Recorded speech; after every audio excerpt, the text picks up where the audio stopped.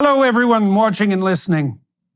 Today I'm speaking to author, entrepreneur, and 2024 presidential candidate, Vivek Ramaswamy. We discuss his ongoing campaign, the long-growing hunger in the general population for depth in political discussion, the dire need, the necessity for a renewed American vision, and how Vivek plans to strip the Washington administrative agencies of their unconstitutional powers. All right, Mr. Ramaswamy, we said about 4 months ago, which was the last time we talked, that we would talk in about 4 months, and here it is. I was very interested after contemplating our last conversation in staying in touch with you, at least in part to get more insight into what it's actually like to be on the campaign trail. And so now you've been hard at it. How long? It's got to be. Yeah. How long have you actually been campaigning now? Well, it was the last week of February that we began. So it's been just a little bit over 4 months, about close to 5 months. Right. So what have you learned? Well, one of the things I've learned is actually one of the more surprising expectations is that the political consultant class at the start of this campaign had a concern about my style that I think they still continue to have today, which is the advice they give me is to dumb it down, that this is no longer the era of writing books. As you know, I mean, you've written more prolifically than I have, but the last few years I've been in a stage of life where I've been writing books, examining issues with depth. I think the threats to liberty are complex, and I've been explaining them. And so what they said is, when you need to get used to the political mindset, people don't have that kind of attention span. They need to be distilled into bullet points. Dumb it down when you need to, or nobody's going to listen to you. What I have found is that I have been at my worst when I'm doing that, and I've been at my best when I'm more or less ignoring that advice.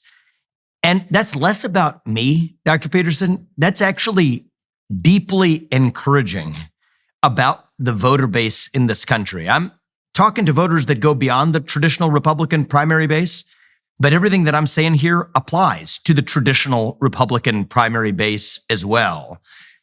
I think that our voters today are hungry for depth, actually, in a way that they may have never been. And why do I say they may have never been? Well, I mean, these political consultants are getting their conventional wisdom from somewhere. I assume it's from past experience and not just raw stupidity. I think that they must be judging from prior eras. And at least today, I will give you my sense. You put your finger on two things that I think are of crucial importance. You know, one of the things we talked about the last time, you said that you weren't going to have someone else write your speeches. You said you weren't going to use a teleprompter. You were going to say what you thought.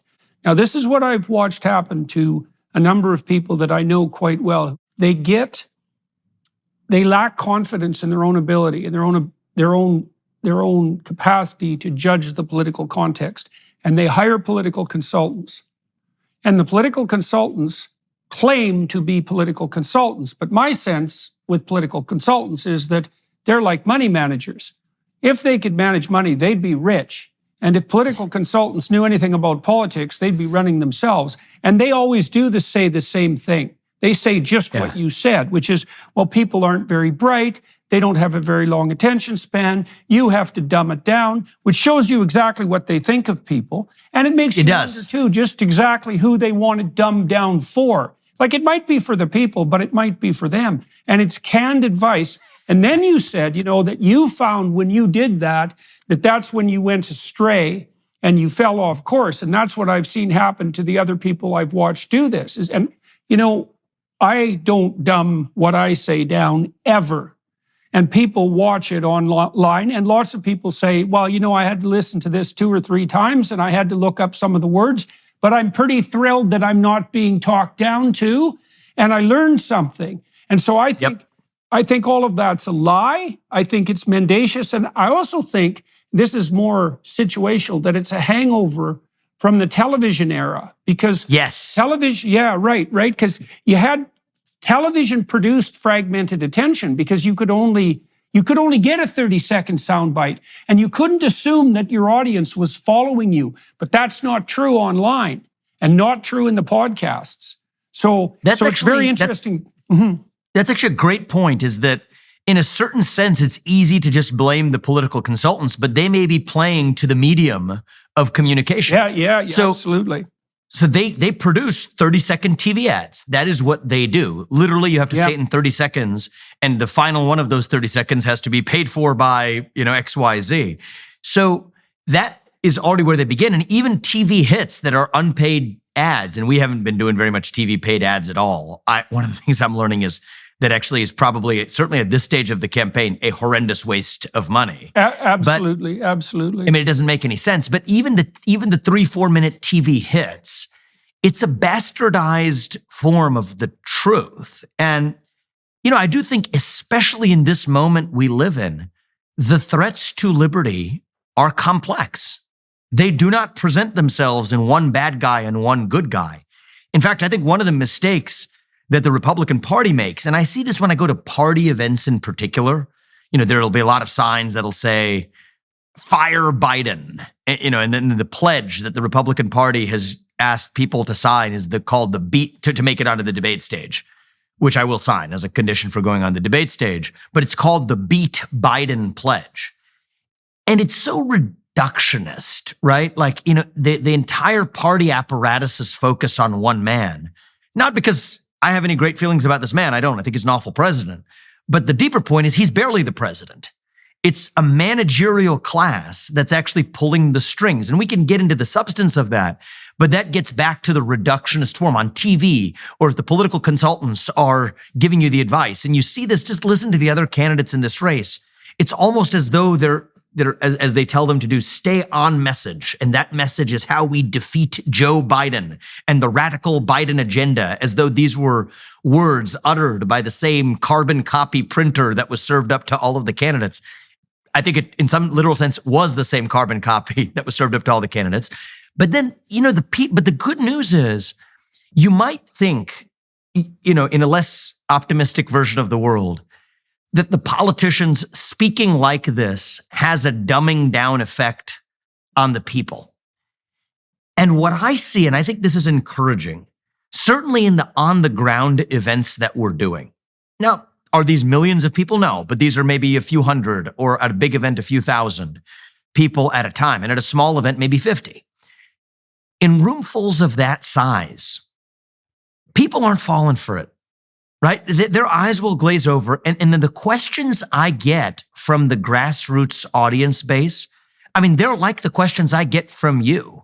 Very different from what I would get on cable television on a given night of the week. And so this is deeply encouraging that I think the last decade of the public knowing that they have been lied to, systematically lied to by the legacy media, I think has inculcated a deep sense of curiosity, intellectual curiosity, skepticism.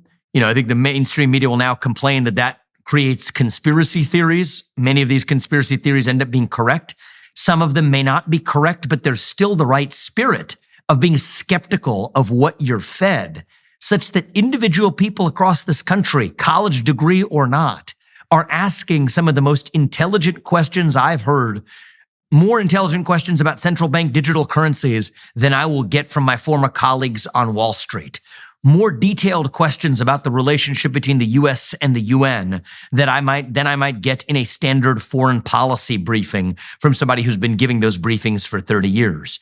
And so I think this is actually deeply encouraging, actually, to say that, part of the reason, as I often say, right, if you have a people who are sheep, a government behaves like wolves. Well, when those people are not behaving like sheep anymore, when they're questioning what not only their government, but their media and their political class are feeding them, this is a unique moment. And this is where I've maybe, I wouldn't say shifted the messaging, I've discovered the core messaging of this campaign in the last 3 to 4 months. Kind of what was in my heart at the start, I'm now able to articulate. We live in a 1776 moment. That's what I think. It's like a moment of the American Revolution. That's what I feel in the air. Well, the other thing that's worth thinking about on the television front is that you don't want to underestimate the degree to which network TV and legacy media as such is really entertainment. And so Well, that's exactly it. So, so that it's politics as spectacle, and part of what you're being called upon to act out as a legacy media politician is politician as actor, right? You should be playing the part of politician.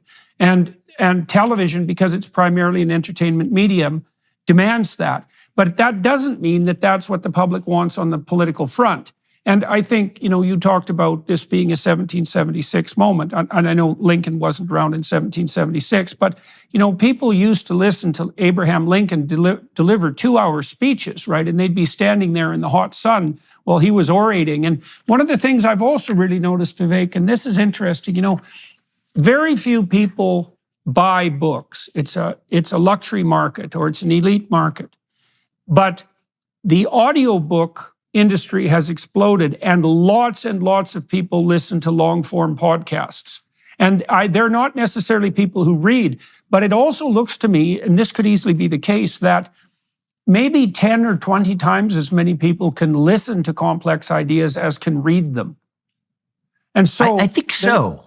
Well, it might be the case. Right. We don't know, right? Because it's a technological revolution, these long-form podcasts, and we don't really know what the significance of it is, although we do know that the most popular journalist in the world, and that's definitely Joe Rogan, is a long-form podcaster, and his podcasts regularly run 3 hours. So obviously people don't have a short attention span. I think that there's a couple interesting hypotheses of what's going on here. One is there might just be a real scientific understanding that this is revealed, which is everyone might have. I think I have, if this is true for everyone, it's definitely going to be true of me. Maybe a low-level dyslexia, right? Dyslexia might not be just like a condition for just a scarce few people, that there's something about the way that our eyes process information that's just a little bit behind where most people are on where their ears process information. But I think that there's something deeper going on in our moment. And I think it's not a coincidence that we see the rise of this podcasting form at a moment in our history when there's a demand for it. And why is there a demand for it?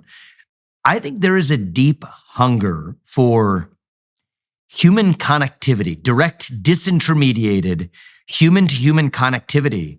And the reason I say I think that's closer to the flame is that I see an excitement, Dr. Peterson, when I'm going to these events. I mean, I was in a few days ago in Iowa, in a barn, in a small town of just a couple hundred people. There were a couple hundred people in the barn. Literally, it was as though everybody in the town came to the meeting that we were having in that barn. And I think it's because we live in a moment where people are starved. We talked about this last time for purpose and meaning and identity, but people are also starved for a disintermediated relationship with their fellow citizens and human beings. And so there's something about hearing the voice, especially if it's the voice of the person who actually wrote it, right? So I think that's why the audiobooks are more successful when the actual author reads it. It's also the case with the podcasts that they're unscripted, And so yes, I think there's a great difference in listening, and this might be one of the ways that a long-form podcast actually has an advantage over a book. I think it's easier. I think you can think more deeply in a book, but I also think it's easier to deceive people because you can craft your lies in a book, but it's very difficult to craft your lies in a spontaneous conversation, right? You get falseness of tone, you get awkwardness of body posture. You can tell when people are delivering a soundbite, and I think part of the reason that people like Rogan, and Lex Friedman's a good example too, Friedman, is that the reason that they're so popular is because they are genuine. The same thing is true with Russell Brand. He's got more of a trickster shtick and he's a comedian, but of course Rogan was a comedian too.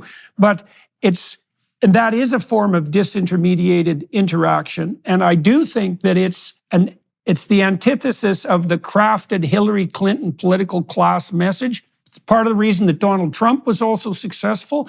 And it is something that makes itself available to people like you. And Kennedy has been doing this very effectively too, who are using the new media. Pierre Poilievre, the conservative leader in Canada, has also done a very good job of that. It's direct-to-voter communication. And I think your comments that the time is calling for that because people are tired of being manipulated by large gigantic enterprises, corporate or government alike. They want to see the real thing, and they want to hear it because they can tell if it's real then, and Trump definitely capitalized on that. He didn't use the podcast format, although he used Twitter quite effectively, but he capitalized certainly on that. Certainly in 2016 he did. Yeah. Certainly in 2016 he did, yes. And, I think even large-scale rallies of being there in person, there's, in some ways I would say that if I go up the chain, I would say there's no substitute for being in person, live in a room with even no screens or algorithms in the air between us, with a large group of people who are your direct consumers of your message. And that's what the part of this campaign I'm enjoying the most. Next best to that are actual unscripted, long-form conversations where you're not reading speeches into a teleprompter. It's not a 3-minute hit. Context like the conversation we're having now. And I've invested more time in that just because I hope it's certainly effective as a campaign. We'll find out that part later. But I am rejuvenated as the best version of myself when I'm actually able to speak truth without doing it in some sort of artificially constrained format. Then you go to actually TV hits, which are a true bastardization of reality. And then you get to the ultimate bastardization, which is a 30-second straight-to-camera TV ad, which is where the most money will actually get spent on this campaign. So one of the things I've learned is I don't yet have a strong view on what the political snakes and ladders will be on mapping a path to victory. But actually, that might just be the path to victory. And I'm going to stick to that. And that's one of the things I've learned in this campaign. I've reviewed the empirical literature looking at campaign spending and its relationship to campaign success. And as far as I can tell, there's no relationship at all. I think part of what also happens... Well, I also think what happens is, that's especially true for incumbents, by the way. There's a small effect of advertising spending for challengers, but it's not very big, and it certainly doesn't justify the magnitude of spending. And I think part of what's also happened to the political consultant class is that Democrat and Republican alike, they've been in bed with the political advertisers and the big media corporations for like 6 decades. And so the political consultants tell you to craft your campaign in a manner that will maximize your spending in the legacy media format. But there's no evidence that that works, by the way. So, but that's the pipeline. It's actually fascinating you say that, because maybe you've studied that empirical literature more than I have. Here's what I will tell you in the last election cycle of a Republican primary, and then this one as well. So in 2015, around this time, you could look back at the data in the second half of 2015. How much was each candidate spending per percentage point they had in the polls? So for Jeb Bush and Scott Walker and a bunch of these other guys last time around, it was millions of dollars per percentage point in the polls. For Donald Trump, it was in the tens of thousands, the thousands of dollars is what we're talking about in terms of paid advertising per percentage point. Now we look at it this time around, and I find this encouraging, suggests to me we're on the right track, where again, you look at the candidates in this race, if you count their super PAC dollars that are spending money on ads, millions of dollars per percentage point in the polls. For me, it's again in the tens of thousands. We're not spending boatloads of money, barely any money on paid ads on TV or otherwise. And I think at this stage of a race, it does say something about, you're on the product market fit, regardless of whether or not you're using the money to prop it up. I do think there will come a point as a realistic matter at some point in this race. And it did for Trump last time around as well. It's just, part of the pill you have to swallow is just the sheer scale of reaching still the many people in this country who don't access YouTube or long form podcasts that still are viewing the linear medium of television. And does skew to be an older voter base that, yes, there's going to be a time and place for that in this campaign. But that's almost by the time you get there, you've already won if you're going in the right order. And so that's the way I'm viewing this too, is at some point we're going to need the mega money to probably pipe this all the way through. But I'm pushing that as far out down the line as we can. And I am more confident than ever that actually an outsider like me in particular in this race, can absolutely defeat the odds and win an election just as Donald Trump did last time around. And it says as much about the improved pipes that we have, thanks to new media that disintermediates television. But it says something even deeper, Dr. Peterson, about the people. The people can tell when they're being lied to. And I think that we live in this moment where the government, where the media, where the establishment believes that the people can't handle the truth.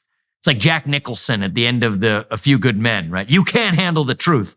I think the people live in a moment today, and it's the voice that I'm representing on their behalf, on our behalf, to say that, you know what? We, the people, can handle the truth about COVID, about the Nashville shooter manifesto, about the Hunter Biden laptop story, about what really happened on January 6th, about what really happened over the course of the last year of vaccine mandate policies. We can handle the truth. Sometimes it's ugly, but just give us the truth. And I think that that's something that, if a good thing has happened over the last 10 years through the Trump administration and otherwise, I think we have a population that was trained on knowing that they have been lied to, which means that they are badly starved, hungry for somebody, a human being, a medium, etc., where they know they're at least able to get the truth or be able to tell the difference if they're being lied to or not. And I think that is a powerful moment that we live in. I mean, how special it is to be alive in a moment like this. It's like if you were alive in 1775 or the spring of 1776, you'd have a lot of reasons to be upset about a tyrannical government. But what did they do back then? It was a special time, a unique time to be alive. I think we're in one of those moments where it is actually a pretty unique time to be alive if we're willing to open our eyes and see it that way. And then when you have a bunch of other politicians who preach about the virtues of incremental reform, or I'm going to reform X, Y, or Z, I almost don't use the word reform anymore. I think the real choice in this election, in this moment, is, do you want reform or do you want revolution? And I stand on the side of revolution, actually. I stand on the side of the American Revolution. I'm not talking about violence or anything like this, but I'm talking about a revolution of those 1776 ideals, a revival of the American Revolution itself. And in some ways, I'm far more optimistic today. Ironically, you would have thought it might have gone the other direction. I would have thought it would have gone the other direction. I'm actually more optimistic today than when I began in late February, when you and I spoke this March. Because I believe that actually we absolutely are in a revolutionary moment. There's electricity in the air. It is a special time to be alive. And if we're able to awaken the positive instincts that come out of that, boy, do I think good things are going to happen in the next 18 months. And this election is just going to be one of them. Well, obviously, the fact that Kennedy's candidacy is quite popular, as well as Trump's, is an indication that that revolutionary fervor is active, because Kennedy strikes me as much of a bull in the china shop on the Democrat front as Trump was on the Republican front. And I've been following you regularly on Twitter and watching how you've been being treated in the press, and I want to get back to that at some point. But also, and it's made me curious too, you've talked a fair bit about your skepticism about, let's say, the deep state, about the FBI in particular, and you've put forward some relatively radical propositions, and you just said that you feel that there's a kind of revolutionary fervor in the air, which in some ways is a strange thing for a conservative to say, for a Republican to say, and I know you're more on the libertarian end, if I hopefully not putting words in your mouth, but what do you think it is that you're bringing to the table that's in that revolutionary spirit, and how do you defend yourself, do you think, against the danger that radical change in and of itself, even if it's hypothetically in the proper direction, can cause its own brand of trouble, doubt about fundamental institutions and that sort of thing. So what do you think is revolutionary about your approach? And how do you think you can protect yourself against the potential excesses of the necessity for relatively radical change? I think that there are a couple of unique attributes here for me. One is it just does take somebody who comes in as an outsider. You cannot be beholden to the existing system. One of the things that actually constrains the revolutionary impulse, and you could argue whether this is good or bad or neutral, but it's just a fact, is the influence of large donors in the Republican Party. There is a version of the world in which there's an institutionalized function that large donors play, and it's to sort of tame candidates, to get them back on a few set of accepted messages that then become eventually the agenda they use to govern. You could argue that there is a conservative function there, conserving the status quo in a way that some people may argue is good. I think that there are positives and negatives, but I think the negatives outweigh the positives greatly in the current moment. For whatever it's good, you could debate whether this is good or bad. I am not constrained by that. I'm totally unconstrained by that because I'm not playing the mega super PAC puppet game. I am independent. I have put, now more than the last time that we spoke, I've put over $15 million of my own hard-earned money into this campaign. And we have 70,000 plus small dollar donors. The online fundraising is now, just digital small dollar fundraising is now hit a snowball effect where it's just continuing to accelerate day by day.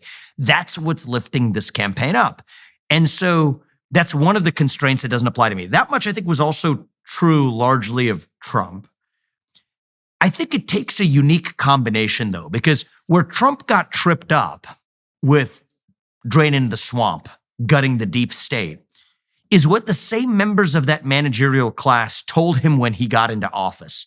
They told him lies, but lies that he was forced to believe because he didn't have independent knowledge to know any better, which is that you can't fire civil servants without running afoul of the civil service protections, which are these extensive laws designed to protect individual bureaucrats from firing by the US president. Trump's instincts were in the right place. I actually think he was an excellent president in this regard, but he was not able to implement his own agenda. He was able to expose the problem because the people around him told him a bunch of lies.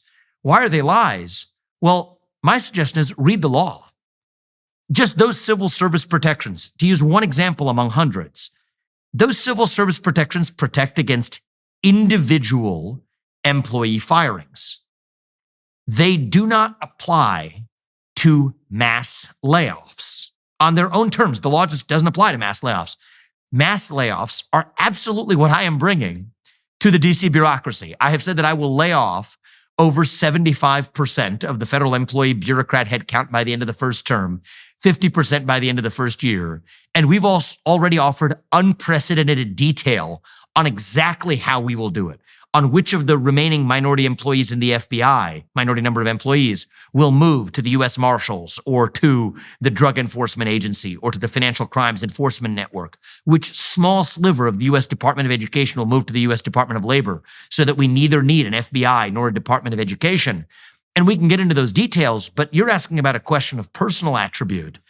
And I think that the personal attribute that really matters here is that we need a US president that is at once an outsider to that system, uncaptured, unbeholden by the donor class and the managerial class, but at the same time who has a deep, first personal, bone deep understanding of how to actually get that job done, and a deep understanding of the laws and the Constitution of this country. Okay, that is what I think is actually a rare combination that I'm bringing to the table. Okay, let me ask you about that, because that's very, very complicated. So, first of all, it is the case that in most large-scale institutions, a small number of people do almost all the productive work, right? That's the square root law. Okay, so if you have 10,000 employees, 100 of them are doing half the work. Now, we saw a stellar example of that in Musk's takeover of Twitter, because he dispensed with about 80% of the employees, and all he did was improve the company. Now, Musk has had extensive experience doing that sort of thing with other companies, and he's obviously able to separate the wheat from the chaff. Now, you just made the case that you would like to do the same thing, and you also said that you had a detailed plan to do so. And so what I'm very curious about is, how is it that you believe you will be able to decide who should stay and who should go? And how is it that you've developed this detailed plan? Like, what sort of analysis have you conducted that enables you to determine what should be shrunk and how, and to know that that's going to cause beneficial rather than damaging consequences? So there's something we have going for us here, is that I don't have to start in a vacuum. There is this thing we call the US Constitution, already proven, time-tested, to be the best operating manual for a nation and preserving liberty in human history. That's certainly my view. Well, it turns out that much of the excess we have seen came from running afoul of that operating document. So many of the administrative agencies that were created in a manner that Congress actually never gave those agencies the power to wield the power that they do. The Supreme Court has, in the last 2 years, already begun to recognize that. West Virginia versus EPA, a case where the Supreme Court held that the EPA's climate-focused regulations on the coal industry, were unconstitutional because we, the people, never gave the government that authority.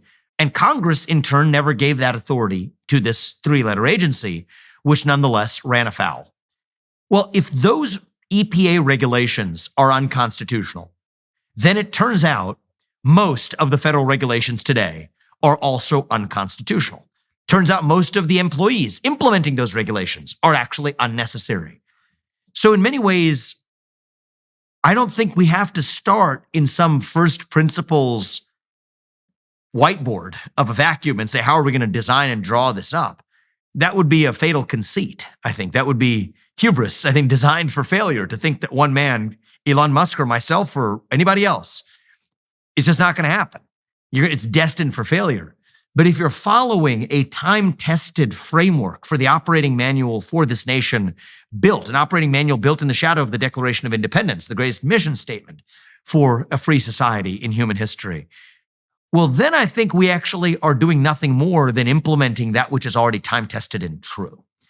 And so, I don't want to, short sell myself here on, I'm 37 years old. I've built multiple multi-billion-dollar companies. I do understand that if somebody works for you and you can't fire them, that means they don't work for you.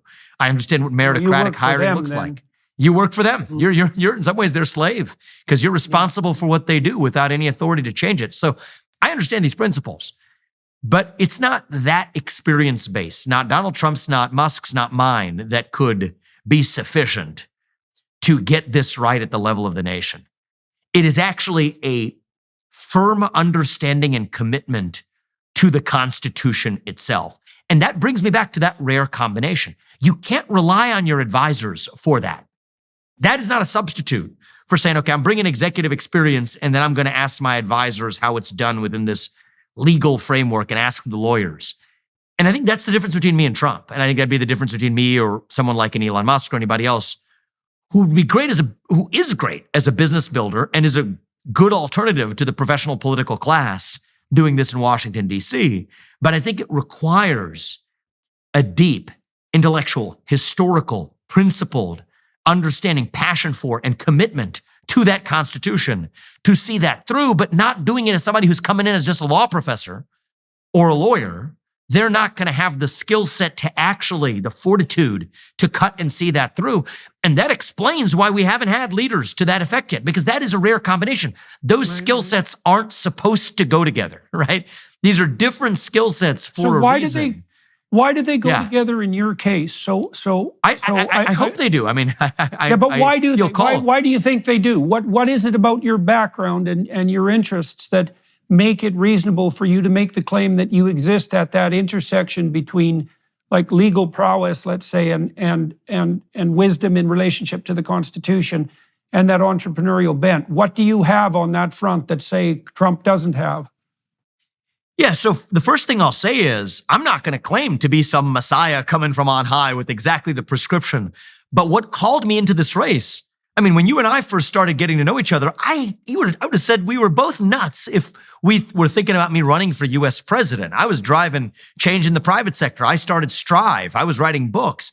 That was my calling. So the thing that pulled me in, Dr. Peterson, is that I think I am the best among the lot we have now to actually bring that combination to the White House at a moment where we require it, to actually reform that administrative state, to gut and bring a revolution to that administrative state that we need a unique combination to actually achieve. Because I watched where Trump fell short. I watched where Trump excelled above his lot. And so that pulled me in. So I will preface everything I'm saying by saying that I'm not going to tell you that I am some messiah and here I have arrived, okay? Far from it. But I do think I'm a product of my experiences. Okay, so first of all, I had the privilege of not growing up in money. I had the privilege of actually having to work for what I've achieved. I'm grateful for that. I did not want to be burdened, as many of my peers at places like Harvard and Yale were burdened. And I do think it's a burden, by the burden of inheritance or by the burden of not having the space to actually achieve and ordain for myself what I would in my career. So I started as a scientist. I was molecular biologist in the lab in my senior thesis all the way through college. I ended up getting into the world of biotech investing, the commercial side of my brain, right? Finding opportunity where others would not. That led me to really enjoy, and I'm grateful for this more than boastful of it, just strictly grateful that I was able to find this opportunity to earn extraordinary success for myself by my mid to late 20s. I was in law school simultaneously as I was making tens of millions of dollars as a hedge fund investor by spotting opportunity. And then said, I'm going to take this to the next level. I'm going to start an entire business on finding opportunities to develop medicines that others didn't, and built a multi-billion-dollar company from scratch. And I think that's different than coming in and just managing and being appointed, rising the managerial ranks of a big corporation, sitting on a bunch of boards, and then plopping yourself into CEO when some guy retires at the age of 70. I built that company from scratch. And so that's one skill set. But actually, it was midway through my career at the hedge fund where I first started that I also have this weird native itch to study law and political philosophy. I'd been so science-centric that I actually told my bosses at the hedge fund, I said, listen, I'm going to take 3 years off. I'm going to go to law school. I'm reading things in my spare time that I would rather do in a more structured setting. Now, I discovered something important there, which is if you're following your passion, good things tend to happen. They said, just keep your job. They gave me far more autonomy on the job. They said, go manage this portfolio yourself and do it from New Haven if you want to. I said, great, we have a deal. And that's what I did. But for me, it's less that I have a skill set more than I have had for the last 15 years, a dual passion that has given me experiences both akin to that of many legal academics, which shows up in several of my books, which have been quoted in appellate court opinions in the last 3 years. But my principal day job has still been as an entrepreneur, building enterprises, hiring and firing people accordingly. Right. And So that you're calls at me the into this. you're at the intersection of three relatively unique domains of achievement. So one on the entrepreneurial front, one on the scientific front, and one on the legal front. And so that is, each of those levels of accomplishment are relatively rare, and the intersection is relatively staggeringly rare, let's say. How was it, do you think, and why did your interest turn from the scientific to the legal? And what aspects of the legal in particular compelled you? And then how did that transmute into a political interest? Well, the political interest really is barely an interest at all. I feel like this is a sense of duty that pulled me into this political journey. But all the way through the legal doorstep of it, I guess I'm a person that reasons through principles. Okay, I think that science is actually founded on principles that are iteratively, we hone and we have an approximation of the actual truth of the world. But the scientific method, driven by hypothesis-driven testing, as opposed to just purely deductive, I observe something and then I decide that that's the state of the world. That's not the way the scientific method works. It's a deeply principled understanding and approximation of the world, right? You form a hypothesis and then you test that hypothesis. You don't just sit and deductively observe the whole time. That's just pure empiricism. That's not the scientific method. And so there's something about that spoke to me. And I think that was probably why when I started my first major business, Roivant, which was a scientifically founded company, I personally oversaw the development of 5 medicines which are FDA approved today. But the business building piece of it was, the first thing I did was with the day one employees. We sat in a room for about 6 hours and came up with our first draft of what ended up being 20 business principles, right? Here are the principles on which the company would run, right? Value creation in the external world is a sole goal. Everything that happens in these 4 walls is a means to the end of what happens in the external world. Whatever's necessary is always possible. We went through several iterations of that. And so for me, I think it's just the way that I think and process information. And then that is, I think, part of what drew me in my interest in the law and in the ordering. I think we're a nation deeply built foundationally on the rule of law, not the whims of man. And that's what speaks to me about much of the US Constitution, about the United States of America. And so delving deep into what those principles were became just a passion of mine. It was a side hobby. I mean, the things I was reading in my spare time in my mid-20s, well, I'm a hedge fund, investor, and then, before my career as an entrepreneur, it's kind of a weird thing for a guy to do in his mid-20s and spend my weekends that way. But that's what helped me discover that I have this separate passion that drew me then to go to Yale for a few years. But it's part of what pulled me back even out of my business career. I ran my business in a way that was tethered to those business principles. I think that's part of what allowed me to have success as an entrepreneur. But even when I felt like, okay, I've developed a drug, among other things, for prostate cancer, now there's this cultural cancer that nobody else is working on. There are other people working on biological cancer. Nobody was working back in 2020 on the cultural cancer that I believed I had identified, which was the mixture of this wokeism with the forces of capitalism back in 2020, when I think this was really still not as well understood as it is today, to say that I'm going to step aside from my job as a biotech CEO to focus on this cultural cancer, but against the backdrop of a legal framework where it feels intuitively like something's gone wrong. It's not obvious that somebody's prosecuting this as a legal violation, but what are the principles enshrined in that law that are violated by what we're actually seeing? So that's what drew me in. And then one thing, that led me to the doorstep of this. You were interested in science as an investigative process. And then when you set up a business, you started to understand that you needed to develop a set of guidelines that were essentially enabling principles, because that's a good way of thinking about principles or rules, rather than as restrictions, as enabling principles. And that attracted your attention to the idea of enabling principles as such. You got deeper into that, particularly on the constitutional front, and that pulled you into the legal domain. And now your claim is that you think that you and your team think that you can use your knowledge of those enabling principles, especially buttressed by your corporate and entrepreneurial experience, as a scalpel and a tool of discriminating judgment to what would you say, recreate, shrink back, and reestablish the managerial state as something more akin to what was envisioned in the Constitution. That's the gist of the argument? That's exactly right. And I think that puts me together in a position to say, okay, now let's just intuitively, there's a lot there, right? So let's just sort of make this intuitive.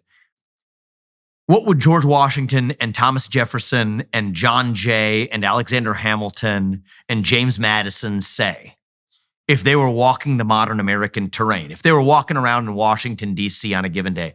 What would they say? Would they be pleased? Would they be proud? Would they be appalled? I think today, in many respects, they would be appalled by what they see. And I think their intuitive understanding, that intuition, is also part of what I'm reviving here, because they're the guys who enshrined that intuition in the form of principles that are in a document known as our US Constitution today. And so for me, I think I share those intuitions. There's the intuitive side of me too, but my skill set is both as an entrepreneur and as somebody who understands principles, including legal principles. And those things don't usually go together. Now, we haven't talked about all the things that I'm awful at, okay? My artistic talents are sparse. I think that there's everybody has their strengths and weaknesses. But I do think that the unique coincidence of those talents is something that it so happens this moment calls for when we think about who we actually need in the White House to take us to the next level. And I think there's something encouraging about the moment we live in and the challenges we face. It's not Congress, it's driving the administrative state. And that's where my focus is as well, because I think that's where the skill set will be most useful. Well, you could see that Trump was attractive to people because of his entrepreneurial background and the fact that he was an outsider, and his appeal to people's sense that things had developed at the managerial state level far too far and that needed to be disrupted. But Trump was lacking arguably in political experience and potentially in administrative skill, although he had been at the head of multiple successful enterprises and so obviously had some administrative skill. I think people are attracted to DeSantis in part because he has that toughness of temperament that's characteristic of Trump, but has a better track record in terms of administrative ability. And your claim is that you have an interesting intersection of all those abilities, right? There's an entrepreneurial ability, there's an administrative ability, but then there's also that legal depth in relationship to your understanding of constitutional principles that gives you an additional edge. So let me ask you something about temptation, because I've watched lots of. I think there's one more dimension to this. There's just one more dimension to this that I think is important. As I was hearing you summarize this, and I just wanted to pause because I think it might actually be the most important of all. Is I do think there is a fundamental difference between either running an enterprise or even running a state as a governor. That is a requirement of certainly the US president in the moment we live in today, is I think an ability to articulate and deeply believe in a vision of what it means to be a citizen of this nation. So take everything you laid out. Yes, I think you summarized it beautifully, but I think that is in some ways insufficient. It's a little bit still too small. Because I think that's still like a resume test. And we all are, Trump, DeSantis, myself, and we're in the top 3 now in the Republican national polling, but the others 2 I would put in the same category, interviewing for a job with the American public. So, I feel like I'm in a job interview with the American public, so are the others. We should treat it that way and not take the public for granted. So that's why I'm treating this like an interview. But I think there's a third element that goes beyond just that descriptive and interestingly detailed account that you and I just went through, is this more foundational ability to articulate and believe in a vision of where we are going. And I think this is a big difference for me, and this is a generational difference, I think, Dr. Peterson. I think this is what is allowing us to reach young people in this campaign in an unprecedented way for the Republican Party. Part of that's we're using podcasts, but part of that is just the message, is that young people are, as you and I have talked about last time, hungry for a cause, hungry for direction and purpose. And what I see in the rest of the Republican Party, I'm not going to speak about any other field here, but the Republican field, what I see is a group of people who are habitually running from something. I am in this race to start leading us to something, offering an actual affirmative vision of our own.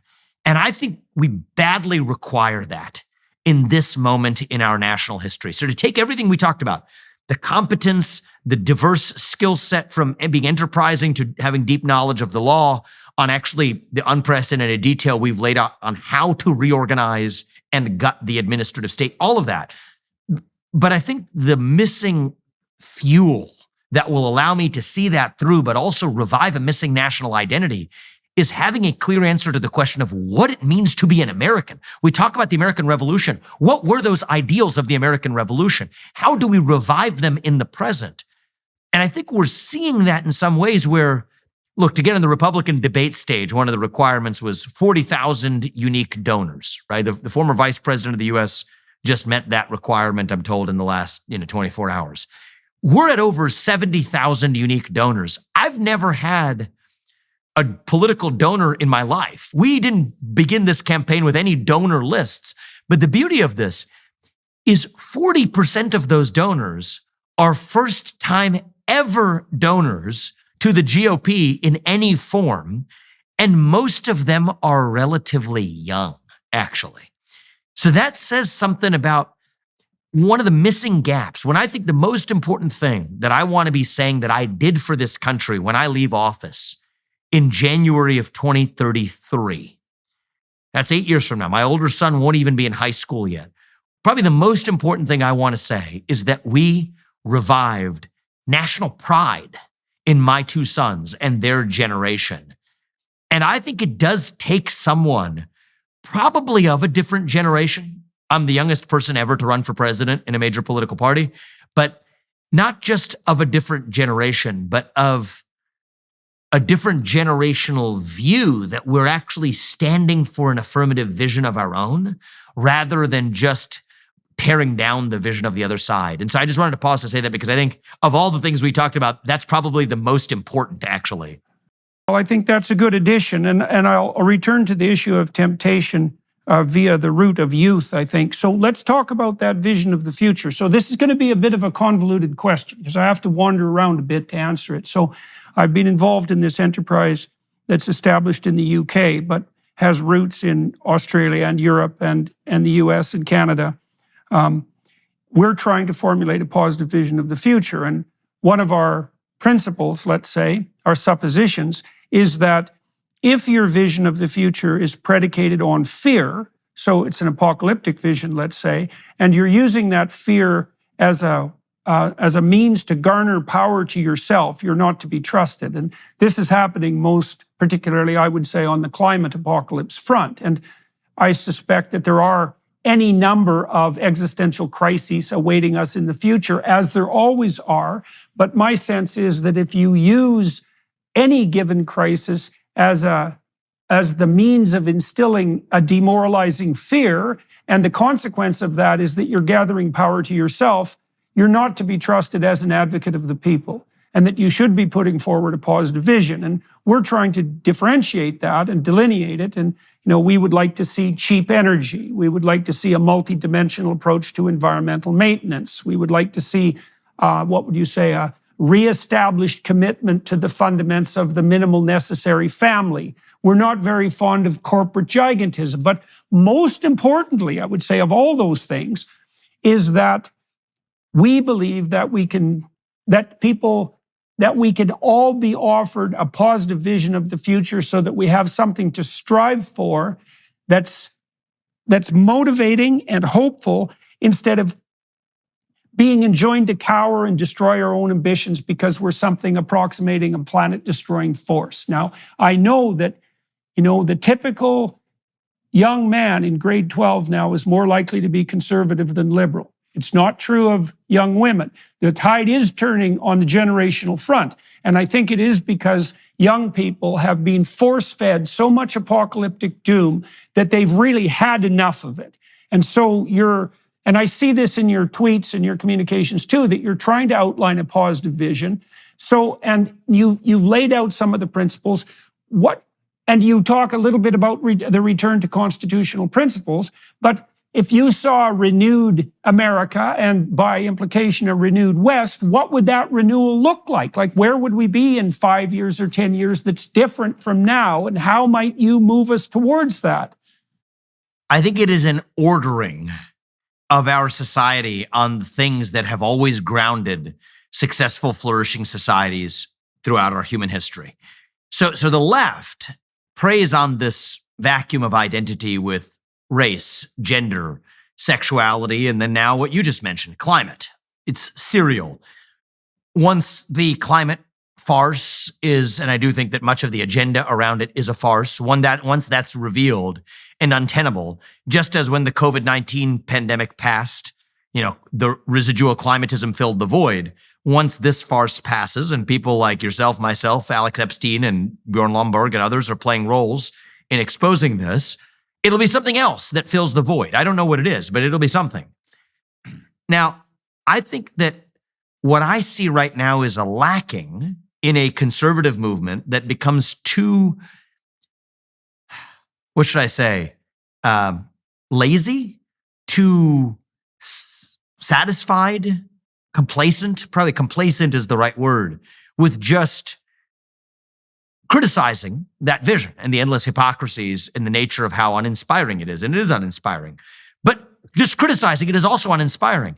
And so I want us talking more and acting more on ordering a country, a nation, a society grounded in the value of each individual.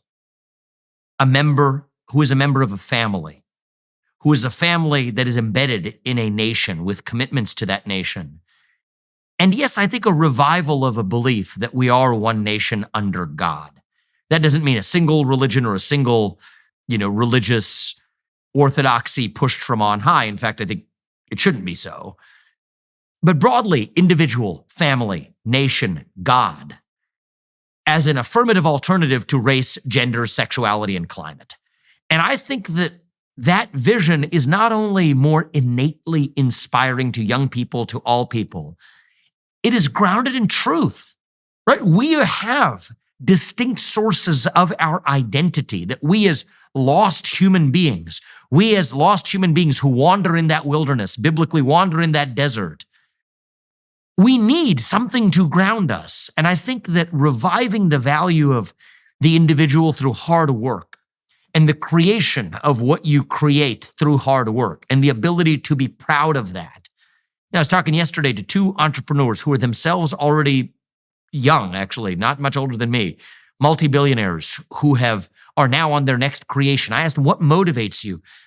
I think he didn't have an answer other than to say, hard work, actually. I believe in hard work as an ethic, and I believe in creation. That's great. I said, I need to help. I need your help in bottling that up, and I need to put that in the water across this country.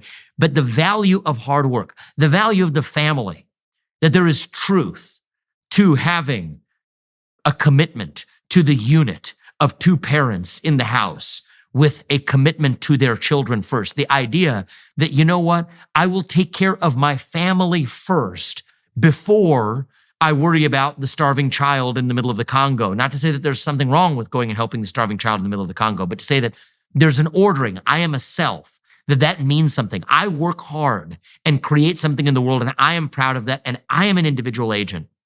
Not riding some tectonic plate of group identity, but there's only ever one you, Dr. Peterson. There's only ever one me. There's only ever one anyone.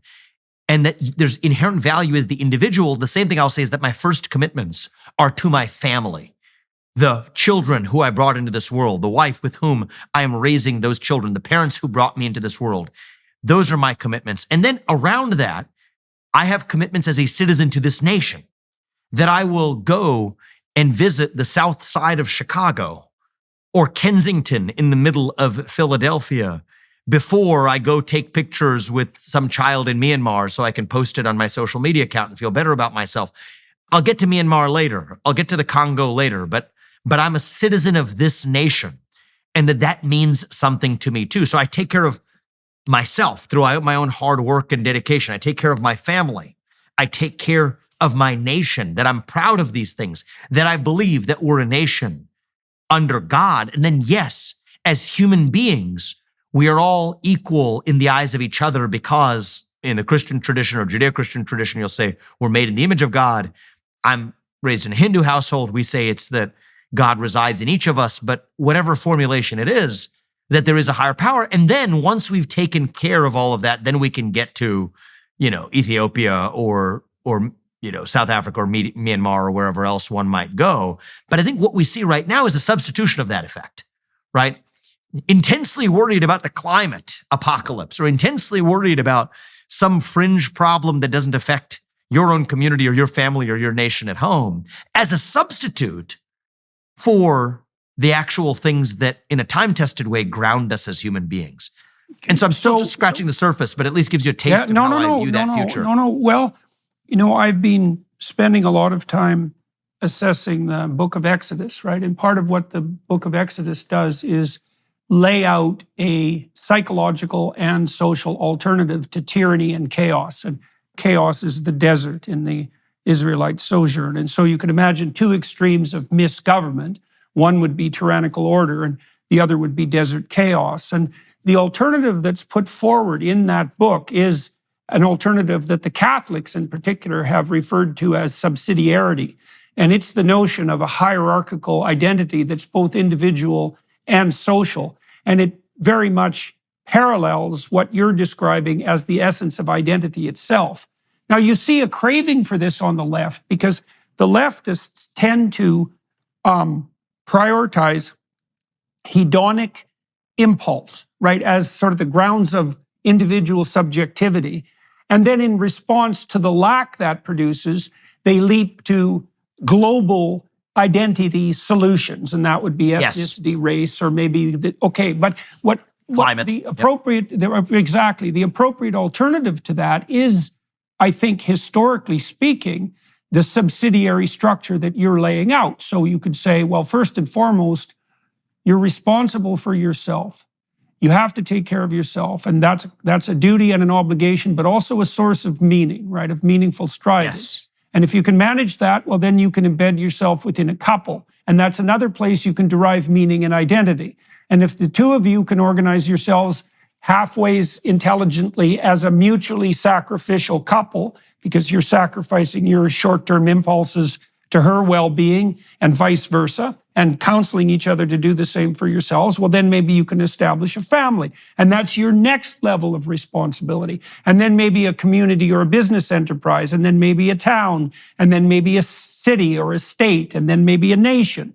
And then you said, that has to be nested under God. And that is, that's one of the pillars of Catholic social doctrine, one of the three pillars, that notion of subsidiarity. And I think it is the time-tested alternative to top-down Tower of Babel, statist centralism, and the absolute inchoate chaos of the fragmented identity that we see unfolding in the world now. And I think that's why this message of responsibility, by the way, is echoing so deeply with young people, particularly with young men, because meaning is to be found in that subsidiary hierarchy of responsibility, right? And it's also ethical, and you implied this.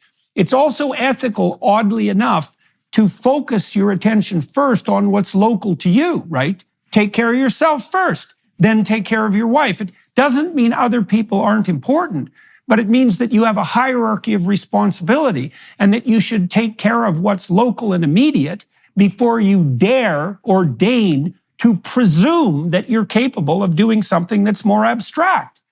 And I know people understand absolutely this. Right. That's absolutely right. It's intuitive. It's woven into our nature as man. And I think that we are in some ways running contrary to our nature as man, which leaves a vacuum in its wake that leaves us lost, like the Israelites were in the book of Exodus. And I think that that's where we are in our modern American landscape. And so I think that there's a now very practical component of how we revive that worldview. I think there's an attitude where the things that I'm talking about, individual, family, nation, God, these are, needless to say, not novel concepts. They sound novel to some when I say them now, to many, to most. And that shows you how dislocated we are right now from even the proper ordering of a society. You don't have to take a Judeo-Christian worldview. Take Aristotle. He said the same thing, basically. You go to the Hindu scriptures in ancient India, they say the same thing, right? So this is time-tested, transnational, transhistorical stuff, okay, truths. Now, the reality is I think that there's a sort of squeamishness, prudishness that make us feel in the modern American moment like we're hearkening back to something. Those are antiquated values. They're not cool. They're not the stuff of progress. I think that's a uniquely postmodern attitude. And I think one that many, especially millennials, Gen Z might come back to it because they're so starved.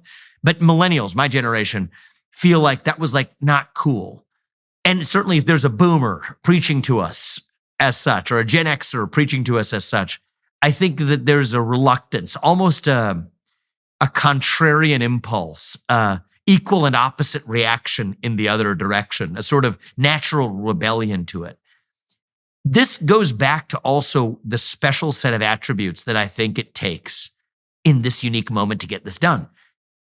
This is my responsibility to make faith, family, patriotism, hard work, to make these values cool, actually, for the next generation. To the way we live by those values. The example that I want to set living in the White House. I'm not some old fogey from from a past generation preaching how it used to be. I'm talking about this on the campaign trail, certainly in the way that it can be. This is a progressive vision as I cast it because of how far we've come. This now becomes the stuff of progress, not regress. And I think that I know that's framing, and you could just say that's just marketing, but there's some element of marketing to the job, to get this done. Human beings have to come along. There's some element of marketing to every job.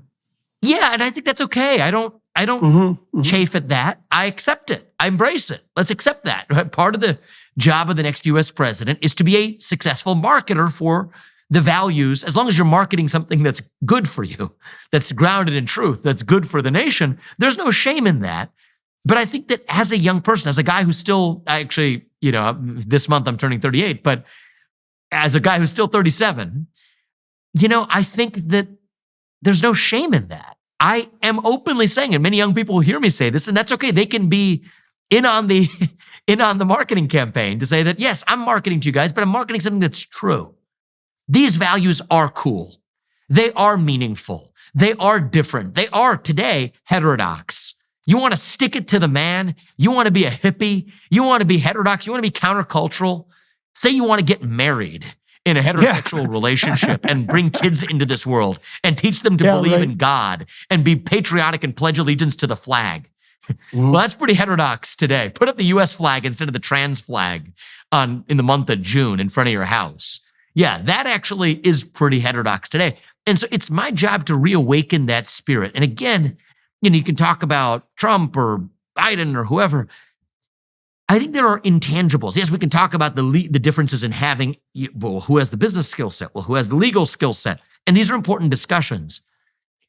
But I think far more important is who is going to be able to bring along a generation that is starved for purpose and meaning, but running and latching on to the superficial fast food that the other side is serving up, as opposed to serving up the more substantial fare in an appetizing format that they actually want to consume it. And I think that's something that I feel like I'm not going to frame this as a sense that I have the unique ability to do, because then it's just more boasting. And I feel like I've been already boasting too much in this conversation. That's not the point. It is something that I have a responsibility to do. I have a duty to do as a member of my generation and somebody who can do this. With that comes a duty to do it right now. And that's the sense of duty that I feel right now.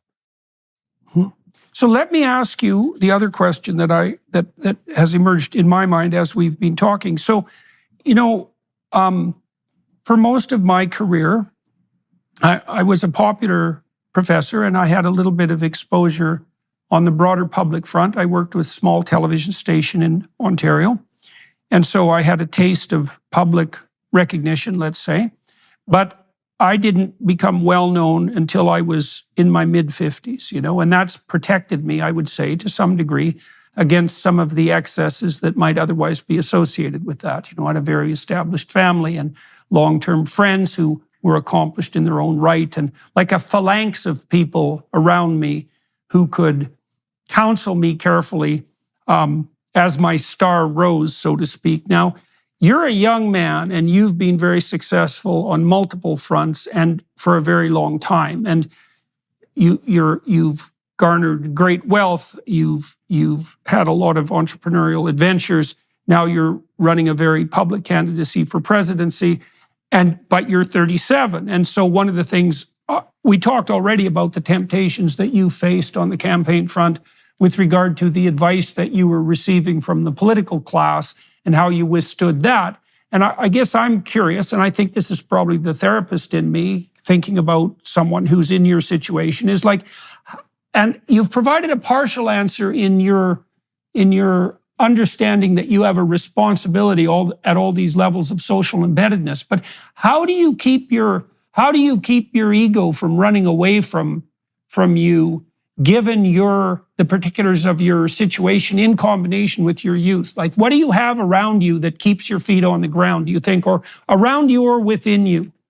Honestly, it's very practical and simple. The first thing is my family. I actually am pretty grateful to, I don't know that I hope you don't mind me mentioning this, but the best piece of advice I got at the start of this campaign was just like very practical advice from Tucker Carlson. Okay.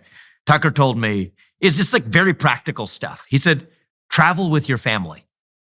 Take your bubble that you live in with you, right? Because, at some point you're going to show up on the road and you're just going to be floating in the ether and waking up in some hotel asking, okay, where am I? And I'm just floating and going through the motions.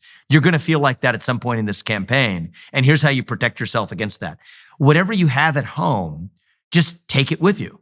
Or when you don't take it with you, just make it a rule that you want to come back and spend as many nights at home sleeping in your own bed as possible. I came home at 11:30 last night. A few nights ago, it was 2 a.m. when I got back from Iowa.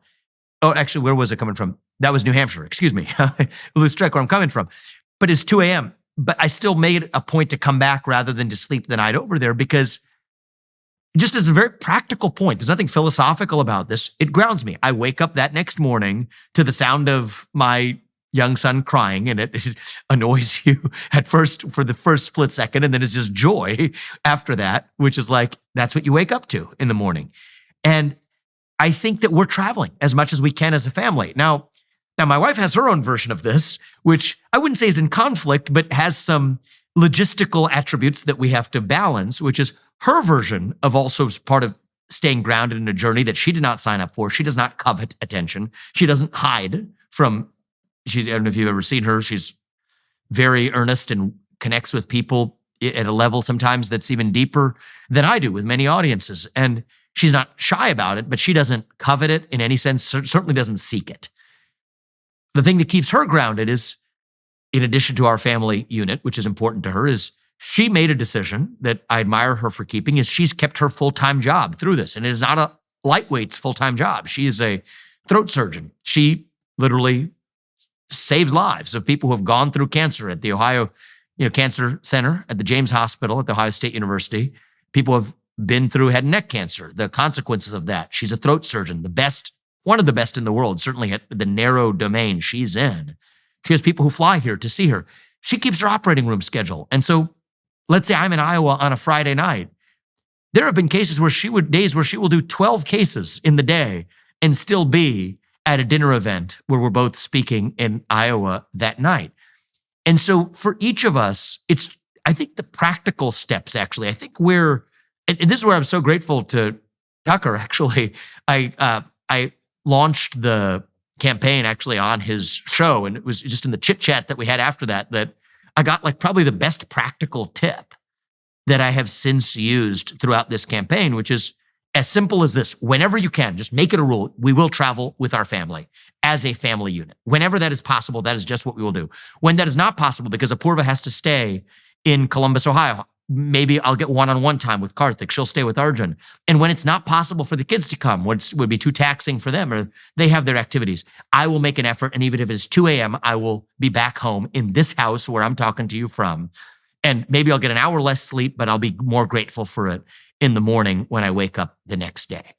Well, that harkens back to this issue and idea of embedded responsibility that we already discussed. Yes. So one of the what would you call it, errors that the psychotherapeutic community has foisted on the general public, and I think this is true even of the greatest therapists, is the idea that your sanity is something that's somehow located in you.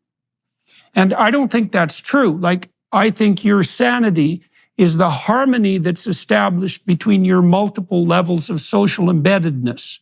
And so when you abide by Carlson's advice to take your wife and your children along with you, you're actually taking the structure of responsibility that reminds you to be sane along with you, right? And because we all need to be tapped into harmony and unity. And you do that not so much, some of it's abiding by your own principles, it's internal, it's pure force of will. But as Carlson pointed out, you can wake up after a month on the road, you're kind of lost and suspended in space. And that's also the sort of time where a moral error of one form or another is much more likely to occur. But if you're in constant communication with those embedded levels of responsibility, that also keeps you on track, right? In that conservative manner that is part and parcel of secure sanity. And that's another advantage to adopting social responsibility, right? Is you surround yourself with people who remind you to be sane. Yeah, because I don't know about other people, but I'm not a perfect person or endowed with some sort of divine, infallibility in the decisions that we make. And so we just put ourselves in a position to make the moral decision at every step through the structures that have, I didn't invent this. My parents demonstrated it by example to me, and I suppose they didn't invent it. It's society's throughout human history in our faith-based tradition. I mean, the Hindu way of life, just as the Judeo-Christian way of life, puts a great premium on this institution of the family. And so I think it actually comes down to just being that practical about it rather than to be overly abstract. It's like, you and I talked about the bats in the cave, I think. I certainly see myself, all of us, I think my generation, maybe all of us as Americans, as human beings today, like blind bats, lost in a cave, right? And the bat, how does it figure out where it is in that cave? It sends out an echolocation signal that bounces back off the wall, and then it comes back and it says, this is where I am. So if we human beings are doing the same thing, this is my family. That's true. That bounces back. It says, this is where I am. I believe in God. I'm a citizen of this nation. Those things come back and say, this is where I am. When those things disappear or they're distant, what happens? We send out these signals and then nothing comes back. And we're back in the desert. We're back to being the Israelites in the book of Exodus. We're back to being Americans in 2023. And so, yeah, well, that's part of that problem of overemphasis on subjective self-identity. Right. This is a terrible thing that the radicals on the left have done to people psychologically, is to tell them, you are only what you claim to be. It's like, well, no, that's not true. You're what you've been able to negotiate with other people. And that's a damn good thing for you too, because as you pointed out about yourself, like isolated and alone, there's no indication at all that we'd be other than, maximally sinful in the direction of our greatest weakness. We need other people. And part of our identity is the ability to integrate ourselves with other people and to use them as signaling devices for our own orientation, as you pointed out. That's a deep psychological truth. And it is practical in the way that you described too, right? You distribute the responsibility for your sanity to the community that you take responsibility for. And that works. And that's not an internal or psychological phenomenon. That's a phenomenon. That's a social phenomenon. And that's one thing the conservatives knew, I would say, in their conservative philosophy, that the liberals who are hyper-individualistic miss completely. And you know what? Maybe those who are saints, or the rare saintly individuals who are rare in human history that walk this earth, maybe they don't need that. They're on a higher plane than people like me. I think that ordinary people like me, need that grounding in order to have my grounding in who I am, avoid moral error, as you put it. I think that's an important insight in all of this as well. It might be why you see instances of moral error more often from people who do put themselves in the position to wake up in a given day and not know where I am or feel lost in this aimless passage of time. And so, I guess I don't want to discount the possibility that there are a rare few people out there who independently could find that for themselves without creating the structures around them, from family to nation to God and belief in God, to ground themselves in these things. But I certainly think that I am like most people in that, yes, I do need it. We do need it. And part of what we do is, there's this old expression where you practice what you preach. I actually feel that what I'm doing much of in this campaign is, it's not that I'm doing that because I'm practicing what I'm preaching. It's the reverse. I'm just actually on this campaign preaching what I practice. And I would like to actually share that privilege. I'll use the P word. I would like to share that privilege with everyone in this nation, with certainly every kid in this nation, to enjoy the ultimate privilege that I had as a kid, which is not that I grew up in wealth. I did not, actually. But I grew up with two parents in the house with a focus on education, a focus on the family unit, a focus on God. Now, my kids, they are growing up in much greater wealth than I did, but that's not the attribute that makes the difference. We're doing our best to give them that same privilege. Two parents in the house, 2 a.m. or not, two parents in the house with a focus on education, on a focus on the family unit, with a focus and a belief in God. And why, if I'm aiming to lead this country, why would I want anything other than to share that same privilege with every other kid who's growing up in this country as well? Does that mean that one of the 25% of kids, and it is that high, who are born into fatherless homes or raised in fatherless homes today, don't have a shot at achieving everything that I have or people like me have in my life? No. No, in fact, if I'm speaking to one of those kids, I will say that in your unique experience, there is still sources of strength that you will be able to find. It doesn't have to be exactly what mine was. Would we have would we have won World War II if FDR didn't have polio? I don't know, actually. I just, it's a weird question to ask, but I don't know. I mean, but does that mean we wish polio upon every US president or every citizen because that's how we protect ourselves? No. And so both of these things can be true at once, that when you encounter hardship, you don't have to be victimized by it. You still can derive at an individual level fortitude from it, because if it isn't the two-parent household, then it can be something else that grounds you. But that also should stop us short of saying, oh, well, because somebody else can do it or did do it, that we should wish polio in the FDR analogy case, or a single-parent household in the case of a quarter of people in this country's case, upon everybody else. No. And I think that both of those things can be true at once. And so what I'm saying here, I want to be very careful that that doesn't negate hope or possibility for those. No, I think you made that very clear. What do you think you've done, or your wife has done, or both of you have done, that makes your marriage work? Like, how long have you been married first? Why do you think your marriage could sustain the pressures of an extended campaign and then a potential presidency? Because that's a hell of a lot to ask for any bond to maintain that many transformations.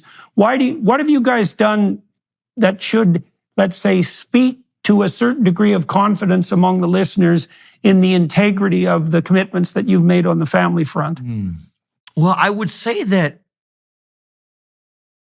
the superficial answer is we just got very lucky. The deeper answer is I think we chose well. The true answer is I think that we were set up by fate, I think by God, to be in this marriage with one another. I mean, I've never met and will never meet somebody in my life who pushes me. And I think it's the push actually between us, right? It was, I think that Apurva, she pushes me to be the best version of myself.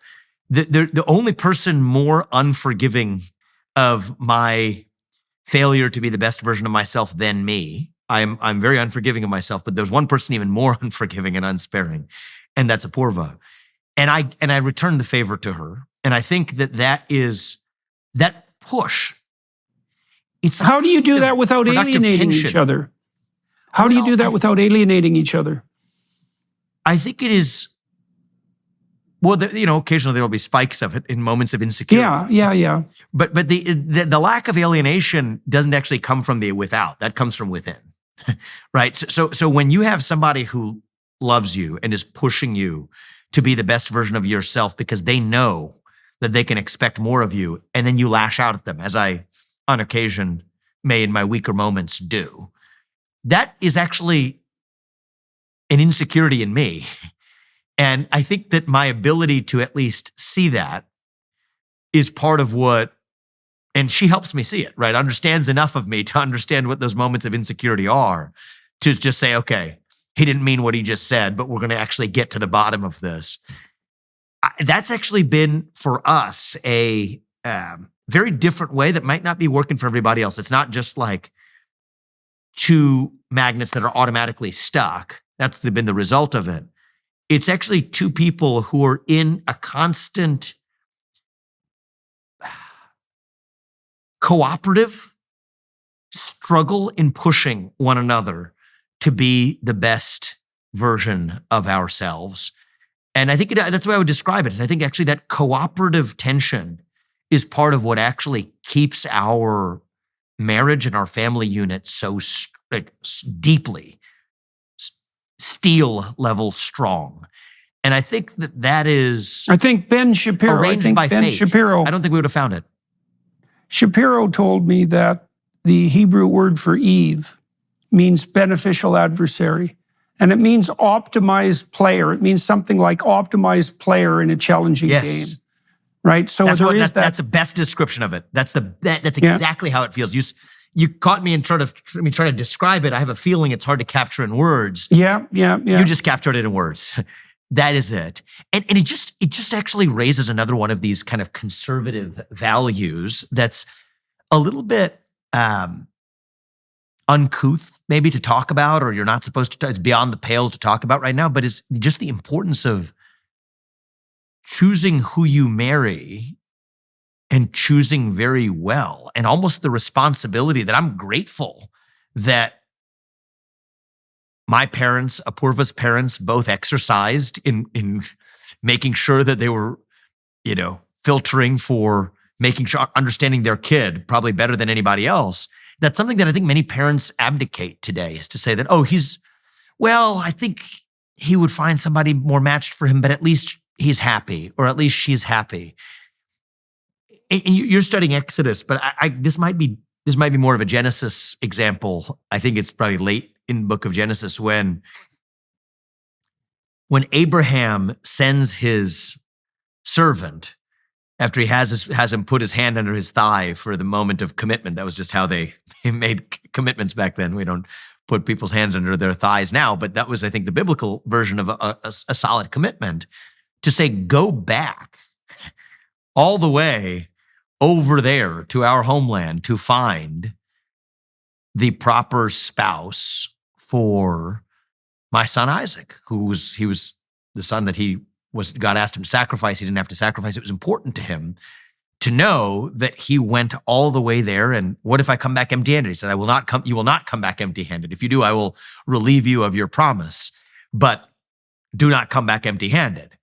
And I do not want I don't want marrying someone, a Canaanite or something like this. So he brings back Rebecca. And I think it's just a beautiful story of the importance of parental, it doesn't always have to be this way, but the spirit of it at least is, if it's not a parent, it's someone close to you. Maybe it's a best friend, but who really cares enough about you to say that maybe that's not the right person. And what I will tell you is, in the period that Apurva and I were dating, pragmatically, we knew we were going to get married, but we were waiting for her to finish medical school. And by the pragmatism of, all of that, if I was to do it again, we would have just gotten married sooner and just be done with it. We don't have to have a big ceremony about it. But we started in 2011. We got married in 2015. There wasn't one person who cared about either of us who would have looked and said, maybe you want to take a step back and take it a little bit slower. But if the people around me who know me best, they would have stepped up, including my parents and family members and my brother and, my best friends. They would have stepped up and said, hey, this isn't right. Why don't you, are you sure you want to go this fast? Take it slow. Not a single person around me said it because they knew it was right. But I think it also just highlights the importance of, we could say we got lucky, but I think that actually it was the fabric around us, each of us, that helped us get it right too. And so I think even the importance of who you choose in your marriage, I mean, the Bible has a lot to say about this. Hindu tradition has a lot to say about this. My parents have a lot to say about this. And if you asked me 20 years ago, I would never be saying this right now, but I think that actually there is a role for family members to play. That's wise role for wise counsel. It is, yeah, and I enjoyed that. And I thankfully I'm eternally grateful that I was blessed with the wife that I have now. That was not a product of accident. It was actually a product of circumstance. Why do you think she supports your? I've seen many couples compete with each other, and interfere with each other's progress forward. Sometimes out of spite and jealousy, and hidden resentment and bitterness. And your wife appears to be on board with your ambitions, or with your joint ambitions. Like what? And you said that you have a child. She has maternal responsibilities, but she's maintained this difficult career. She's obviously balancing that with the support she's providing you for your complex endeavor. Why does she support what you're doing? I think that she and I both share this in common, is that we don't view this as balance in a certain sense. If we were going to view this as a game of balancing competing responsibilities, no chance. Because, just think about the endeavor I'm on with 2 young kids at home. I've built businesses and everything else, but this is another scale altogether. At the age of 37 with a wife who's a full-time surgeon, if we're playing in the game of balancing, there's no balance in this. that ball game's out. I think it is because It is part of a shared project of asking ourselves, how do we make the most of the short time we're given on this earth? Right? There's more to our life. We agree on this. There's more to life than the aimless passage of time. We were put here for a purpose. I think that my wife, Apoorva, she shares a conviction that I was put here to pursue the purpose that I'm pursuing now. Does that end in the White House? I mean, we certainly hope so. Not for ourselves, but for our sense of purpose. But that's God's plan, not ours. But she believes that I am following my purpose, just as I believe she is following her purpose in doing what she does today. And there have been times in our life where, we talked about that cooperative tension. Well, that's a team sport, actually. It's like when, it's like almost an analogy of, Kobe Bryant, right? The way he would push his fellow Los Angeles Lakers, they're still part of the same unit. And so, I'll give you an example. When our first son, Karthik, was born, he was born in February of 2020. We had moved to Ohio not long before that, but Apoorva was finishing up her final months of training in Columbia and Cornell Hospital, New York Presbyterian's hospital system, to be an ENT. She's the throat surgeon she is today. And you will remember February 2020 was right. He was born on February 23rd of 2020. That's right on the cusp of that first wave of the pandemic in New York City, where unlike the later waves that were catastrophized, that was a real wave of, in New York City, condensed. Manhattan's hospitals were, for a matter of months, overrun, in the ICUs included. And she has this special skill set as a throat surgeon, but she is 3 weeks into giving birth. She could take as long of maternity leave as she wanted. She felt that this was her duty. Her colleagues were short-staffed. I think one of them was without violating any norms or anything, gently suggesting what kind of trouble they're going through and facing. And she just said, okay, it's my obligation to go back. I'm a biotech CEO. I'm running a successful enterprise, multi-billion-dollar company. But it's 2020. Circumstances have changed. We brought our first son into this world. It was the early stage where nobody knows the first thing about this virus. And so literally in March of that year, she made the decision. She gave birth on February 23rd. By mid-March, she's already made the decision and going back in mid-March to treat patients on the front line, do open-air surgery of people who are COVID positive at that time. At the time, people didn't know whether that was a significant thing or not to be concerned about if you have an infant. And so what did I do? I was in Ohio for a month and a half with our newborn infant. The one thing they said is it probably doesn't affect young people badly, but you don't want an infant. You don't know yet.